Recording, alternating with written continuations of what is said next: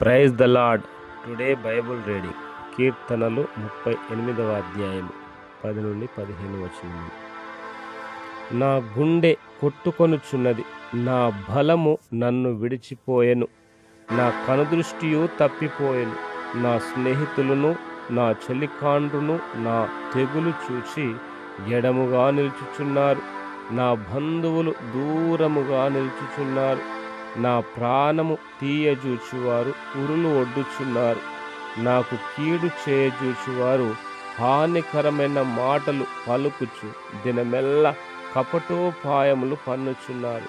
చెవిటివాడనైనట్టు నేను వినకయున్నాను, మూగవాడనైనట్టు నోరు తెరచుట మానితిని. నేను వినలేని వాడనైతిని, ఎదురు మాట పలకలేని వాడనైతిని. యెహోవా, నీ కొరకే నేను కనిపెట్టుకొని ఉన్నాను.